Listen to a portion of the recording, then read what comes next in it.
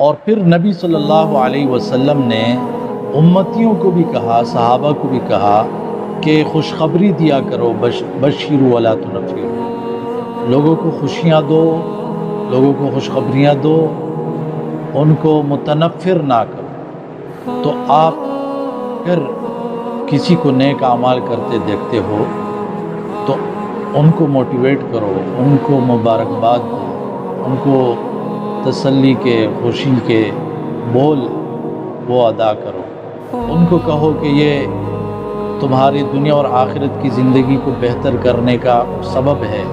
تو مومنوں کے لیے، اللہ کے ولیوں کے لیے، جو ایمان اور تقوی والے لوگ ہیں، ان کے لیے لهم البشریٰ فی الحیات الدنیا و فی الآخرہ، دنیا اور آخرت دونوں میں خوشخبری ہے۔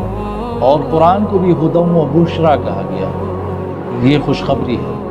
اب خوشخبری، گڈ نیوز، گلیڈ ٹائڈنگز، وہ خوشخبری کیا ہے؟ جو اخبار، ایک ایسی خبر، اخبار السار جو آپ کے دل کو خوش کر دے، کوئی محبوب چیز کے بارے میں آپ کو پہلی خبر دی جاتی ہے، اصل میں یہ خوشخبری ہے۔ جیسے مثال کے طور پر کسی کو کہا جاتا ہے مبارک ہو آپ کا بیٹا ہوا ہے، اب یہ بشرا ہے، خوشخبری ہے۔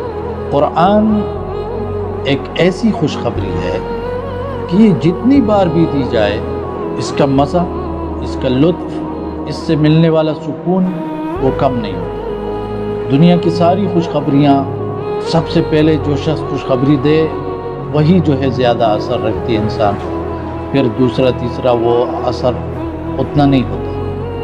لیکن قرآن آپ پوری زندگی پڑھو، جب بھی قرآن اٹھا کے پڑھو آپ کو خوشی دیتی ہے، آپ کو وہ خوشی دیتی ہے جس کے اثرات آپ کے چہرے پر نظر آنے شروع ہو جاتے ہیں، آپ کا چہرہ گواہی دے دیتا ہے، وہ اطمینان اور وہ سکون اس پہ آ جاتا ہے۔